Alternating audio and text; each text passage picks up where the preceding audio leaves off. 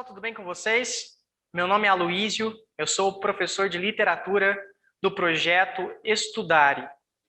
Nessa primeira aula, nós vamos falar um pouco da literatura como arte e também em relação à realidade social.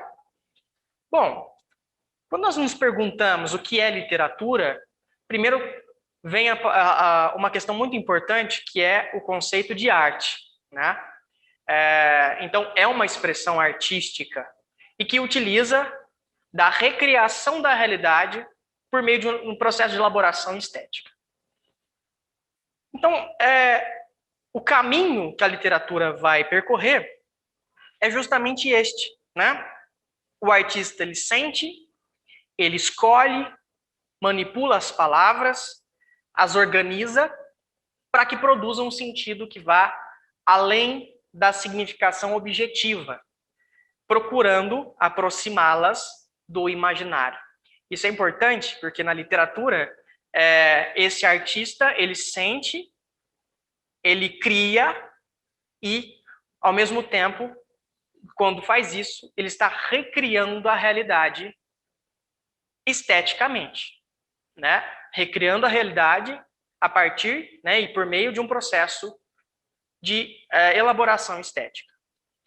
Então, a arte, ela vai trabalhar com signos polivalentes, né? Ou seja, mais do que transmitir informações, conceitos, mais do que simplesmente reproduzir aquilo que realmente acontece, o real, produz-se um outro real. E aí que é interessante, porque a literatura, ela cria novos significados, inesperados, estranhos, até mesmo pessoais. E é por isso que, quando nós lemos um texto literário, nós sentimos de modo diferente. A gente pode escutar uma música, por exemplo, assim também como a música, no teatro, uma pintura, cada um enxerga, né, cada um analisa aquela obra de arte de uma maneira. E aí nós começamos a literatura outra vez. Como que a literatura, então, ela vai operar essa recriação?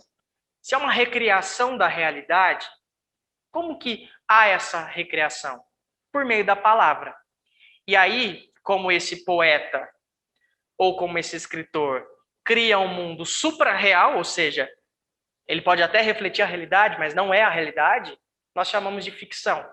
Essa recriação da realidade. Então, um poema muito importante, muito interessante do Fernando Pessoa, que é justamente esse que está na tela, chamado Autopsicografia. Ele diz assim: o poeta é um fingidor. Finge tão completamente que chega a fingir que é dor, a dor que devera sente. E os que leem o que escreve, na dor lida sentem bem.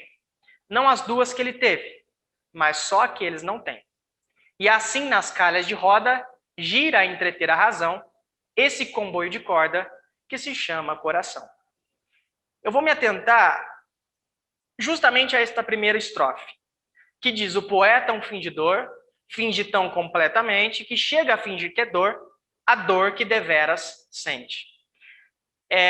O Fernando Pessoa faz uma brincadeira aqui, dizendo que o poeta finge tão completamente que ele finge até mesmo a dor que ele verdadeiramente sente.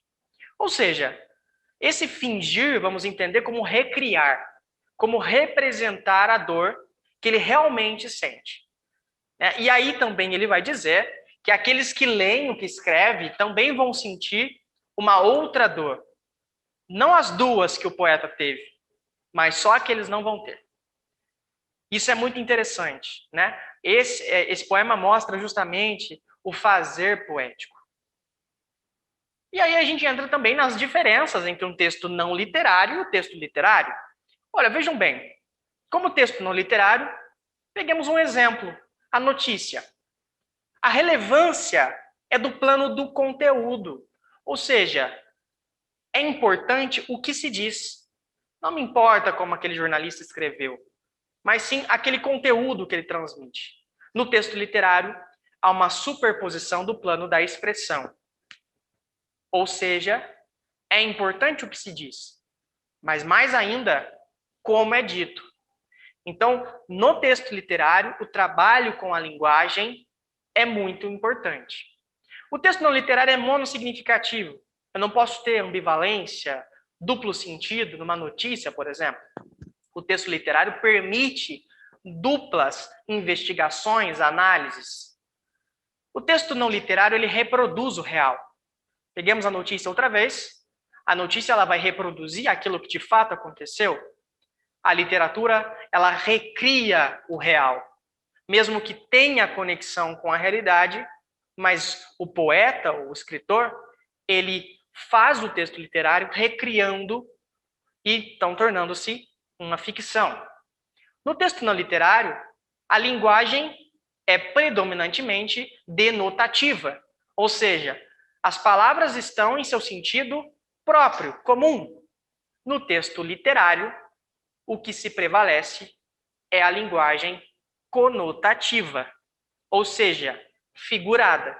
As metáforas aparecem, metonímias, aliterações, assonâncias e assim por diante. No texto não literário, a linguagem em função utilitária. Por exemplo, na notícia, a linguagem é para informar alguém sobre alguma coisa. No texto literário, a linguagem está em função estética.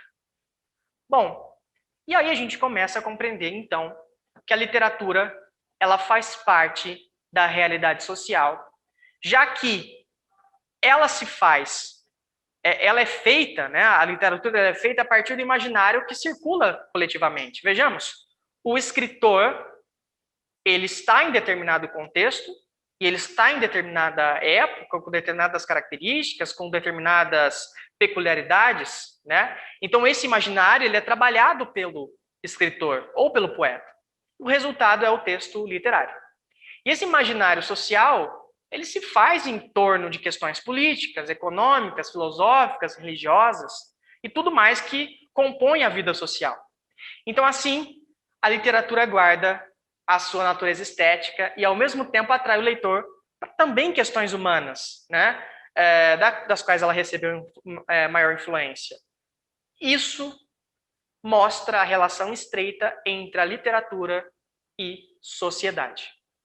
Eu vou dar uma indicação para vocês, para quem quer continuar e aprofundar um pouco nesse debate sobre a literatura e a realidade social, um texto do Antônio Cândido dizendo o direito à literatura, em que ele não vai trabalhar como a literatura como obrigação ou como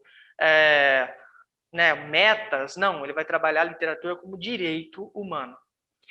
Quem quiser, o texto é disponível, imagino que na internet nós consigamos encontrar facilmente. Eu fico por aqui, nas próximas aulas nós vamos ver a literatura já como fazer de um artista, então por isso nós vamos analisar forma e conteúdo. Nos encontramos na próxima aula. Tchau!